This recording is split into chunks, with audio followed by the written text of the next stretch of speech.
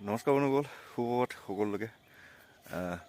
মই আহি বাৰী পালোহি। ইয়াত দেখিছে মই আঁতৰৰ পৰা দেখাইছোঁ, এইখন মোৰ জপনা আৰু বাইক পুলি ৰুই শেষ হ'ল।